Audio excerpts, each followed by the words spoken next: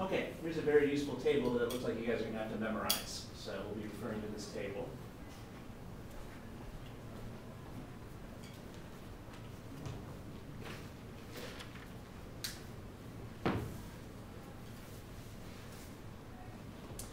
All right, notice that so far we've been dealing with the middle column in the table, because the middle column is about first order reactions, and we've been dealing with the first order reaction so far.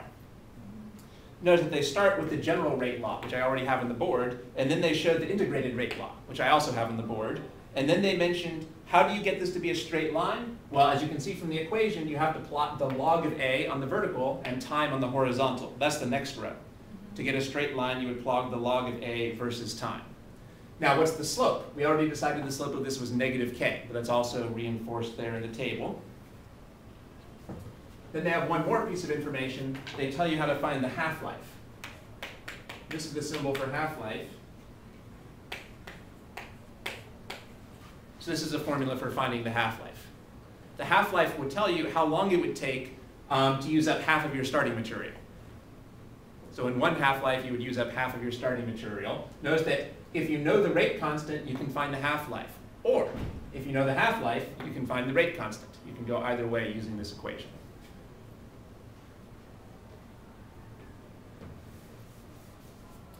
Now, let's suppose we had this equation. Let's forget about the table for a second. What order is this equation? This is second order. That's right. And it turns out that the integrated rate law for that would look like this.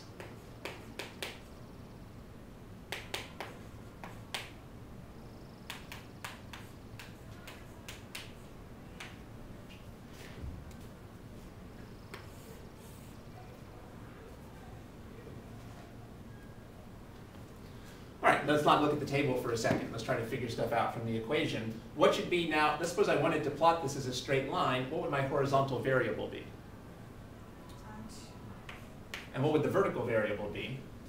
1 over A. That's right. Notice the difference between these two equations. Here the vertical variable was the log of A, and here the vertical variable is the reciprocal of A, 1 over A. And what would the slope here be? Because this is the m. Notice that this line would be upward sloping, because here we have a positive slope. What would this intercept be?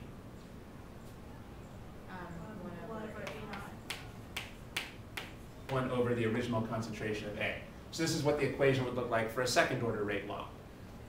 This you have to memorize, but once you have this memorized, you should be able to figure out what the slope of the intercept is from this equation.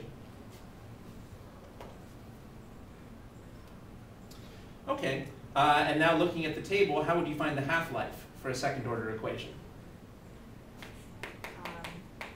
Half-life equals whatever k times A. Good.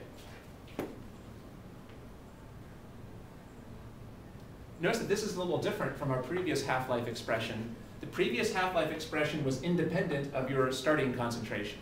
And here the starting concentration matters. What that means is, let's say that in this case, let's say your half-life was 30 seconds. Well, then it would take 30 seconds to lose half of your starting material. Then it would take another 30 seconds to lose another half, and another 30 seconds to lose another half. The half-life would stay constant. But because this concentration is here, this half-life is not constant. For example, it might take 30 seconds here to lose half of your starting material. But then how would you find the next half-life? Well, then you would have to plug in what the concentration was at the beginning of the second half-life. You'd have to plug in the new concentration after 30 seconds, and that would give you the new half-life. So each half-life here is different, because you have to plug in. So this A sub 0 really stands for the concentration at the beginning of the particular half-life that you're looking at. So one thing that means is that half-life is not as useful of a concept here, but they would still want you to know how to calculate it, so you can look it up using this table.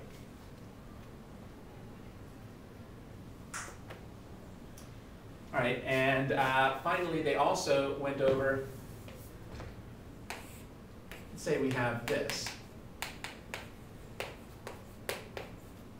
What order would this be? 0? Yeah, 0 it, or 0 order if you prefer. Is that E, F, T, H? I don't know, 0th order. How could I simplify this equation? Just saying k. Yeah. Because something to the 0th power is just 1. So what does this tell us in words about the rate? That it equals k. That it's constant. Yeah, that it's constant, which means it doesn't, remember we said that usually the rate decreases over time because you run out of starting materials, but this is a weird reaction where the rate doesn't depend on how many starting materials you have. Again, it's possible for this to happen, say, in certain circumstances when you have a catalyst. The book talks about that.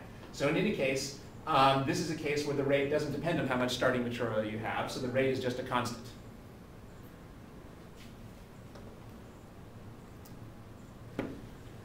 All right, and then we can write the integrated rate law.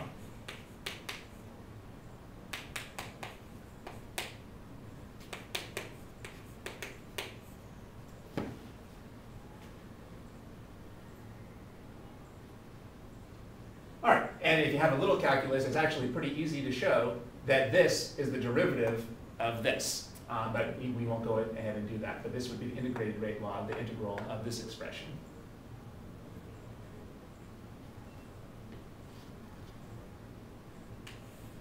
So what would this graph look like? What should I put on the horizontal? Time. And the vertical? Yeah, now we just use the actual concentration of starting material. What would this point be? A naught. What's the slope? Negative k. So is it upward or downward sloping? Notice that this is very simple. Because we have a constant rate, we're just going to be using up A at a constant rate. This equation just shows that we're going to be using up our starting material at a constant rate. That makes sense because our rate is constant.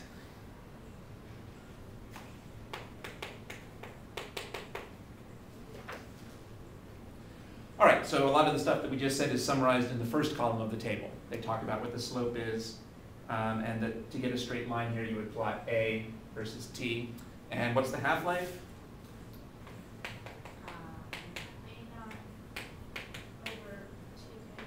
Right. Again, this is not as useful a concept as for a first-order reaction because there's a different half-life every time you do start a new half-life here because it depends on, you have to plug in the concentration at the beginning of the half-life to figure out how long the half-life is going to take. And then if you want to figure out the next half-life, you have to plug in the concentration at the beginning of that half-life. But this is the formula for that. Okay. Now, how is this going to be tested? Well, you're going to be given a big table of data. What's going to be in the data? They're going to have concentration of A and time. They're going to tell you how A changes over time. And then you have to figure out which of these three categories we fall into. Well, the way you do that is to actually show you how to do this in the table. First of all, you make a graph that plots A against T. And if that's a straight line, then you know it was a 0th order reaction. If that doesn't work, you make another graph where you plot the natural log of A against T. And if that's a straight line, you know it was a first order reaction. If that doesn't work, you make a third graph where you plot 1 over A against T, and hopefully that'll be a straight line. And if that's a straight line, then you know it's a second order reaction. So this is the actual way to do these types of problems. So they take quite a bit of work. All right. So this table is very important. You should highlight that in your book.